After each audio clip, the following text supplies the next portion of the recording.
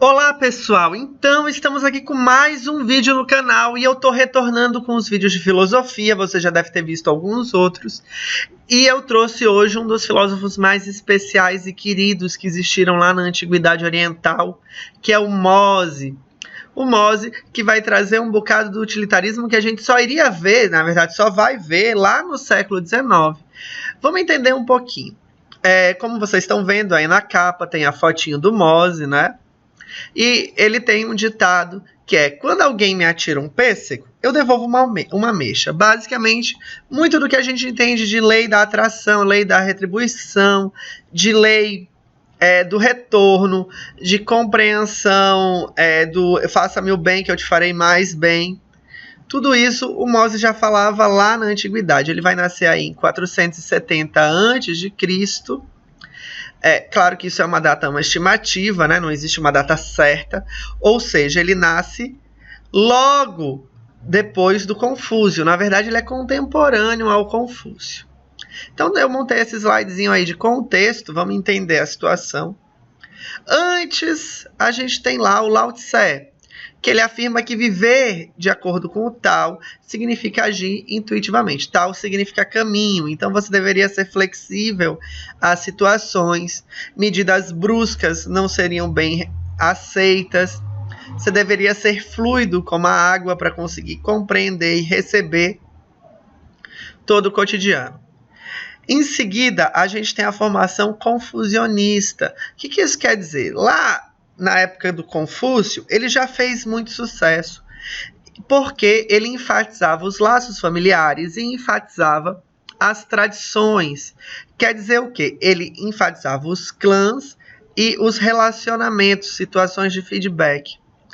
O Mose, sendo criado nessa tradição em que você prioriza a sua família e prioriza o seu clã e não tende a mexer em estrutura, você aceita a estrutura e tenta fazer com que o sistema funcione, ele necessariamente passa a reclamar disso, porque a gente critica para tentar evoluir. Então o Mose passou a criticar o sistema confucionista e ele vai criar uma própria abordagem, uma própria filosofia, uma própria doutrina chamada moísmo. O que quer dizer o moísmo? Que eu não devo respeitar unicamente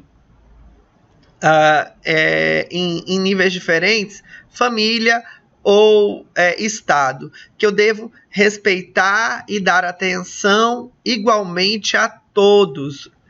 Bom, a gente vai falar bastante disso hoje, eu só queria falar o que acontece depois do Mose também, aproveitando esse slide. Então o Mose cria essa noção de feedback, de amor universal, de construção por base reflexiva e de atenção a todos sem diferentes níveis de camadas sociais, principalmente desenvolvendo política.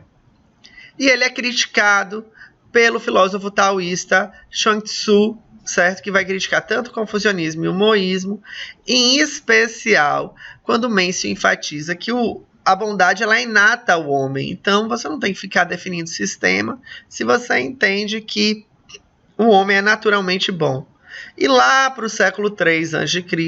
já existe uma noção totalmente contrária na dinastia Qin, que vai dizer que o homem tem por natureza ser maléfico. Bom, são esses os conceitos de feedback. Bem depois disso, a gente vai ter o retorno aí do Mose pelo utilitarismo na tradição ocidental. Vamos lá, o Mose nasce em 479 a.C., ó, ele aí, bebezinho, o pai dele segurando ele, um pouco antes da morte do Confúcio. Então ele tem totalmente uma educação nessa ênfase de relações de clãs, no qual se baseava o confucionismo.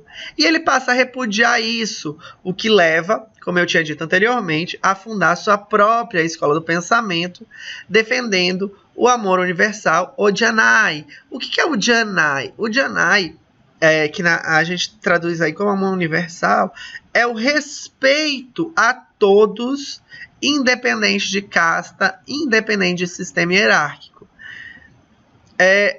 Por que isso? Porque o Mose ele bate de frente com a noção de governo. Ele critica ferozmente o governo, dizendo que é por essa falta de empatia do governo com o povo que existe a ruína pessoal através dos impostos, é por isso que a população morre de frio e de fome, é por isso que existem as revoltas, é por isso que existem as guerras.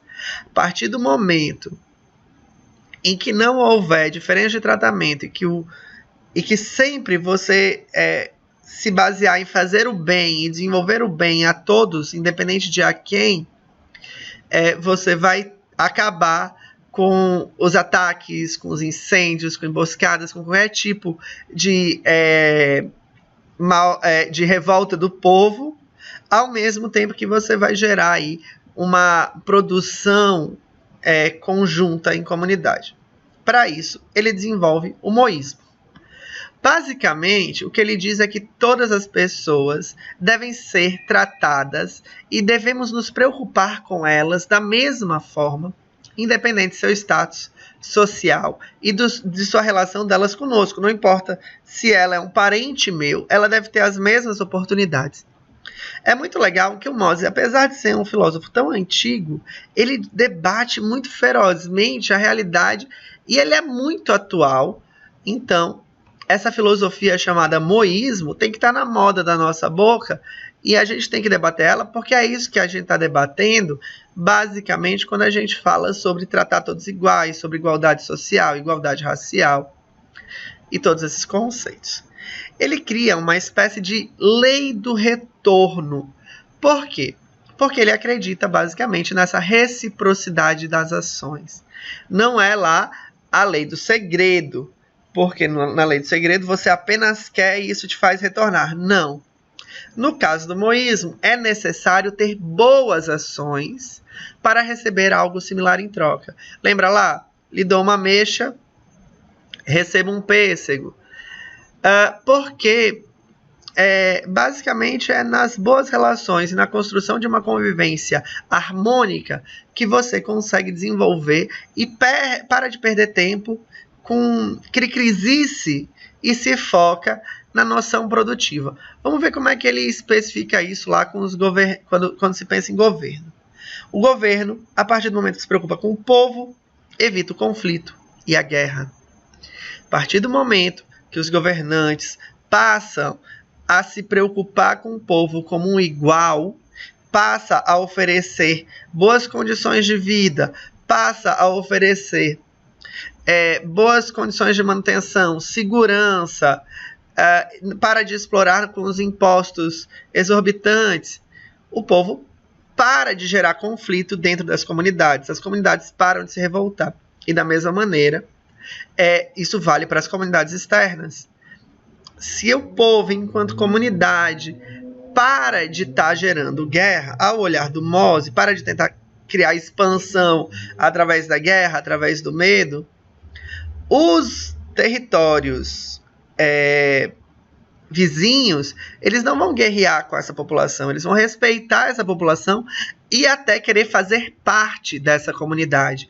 Então, basicamente, quando a gente pensa numa filosofia moística enquanto filosofia administrativa, você produz e por produzir, se desenvolver bem, você atrai parceiros comerciais e expande seu território através de boas relações. E daí ele fala que quando essa lei, quando essa prática for aplicada por todo mundo, a sociedade seria harmônica e produtiva. Harmônica porque não existiriam conflitos, já que sempre todos estariam fazendo bem e retribuindo bem.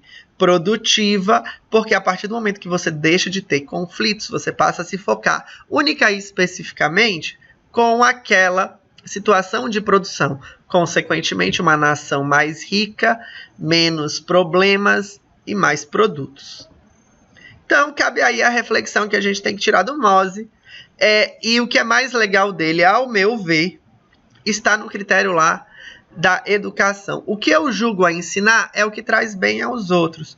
O Mose, ele tem esse critério forte, moístico, de que eu vou dar apenas o bem, eu vou ensinar o que lhe faz bem, eu vou passar ao outro o que faz bem. Claro que aí cabe severas críticas, mas pelo símbolo mesmo, né? União de nações, união de povos, a paz, um dando suporte ao outro. Por que a gente deve ser criterioso ao passar uma mensagem para alguém, ao dar suporte para alguém? Porque a gente deve estar, acima de tudo, fazendo bem. O que a gente ensina é a acrescentar a determinada pessoa. E daí vai uma curiosidade para vocês. O Mao Tse Tung, que foi um importante político militar da China, ele considerava o Mozi como um verdadeiro filósofo do povo. E lá na China moderna, ele é encorajado, os tratados, a filosofia do Mozi, ela é encorajada a ser distribuída para a população. Claro que o Mao Tse Tung tem todo o lado negativo de quem foi. E ele, por si só, a gente não pode considerá-lo como um discípulo do Mozi. Mas é bacana saber disso, não é mesmo? E entender que hoje o Mozi continua sendo muito atual, embora aqui no Ocidente a gente não ouça falar tanto dele. Bom, pessoal, muito obrigado pela presença aqui. Por favor, se você gostou desse vídeo e quer mais, dá um joinha, compartilha, se inscreve no canal e até a próxima. Valeu!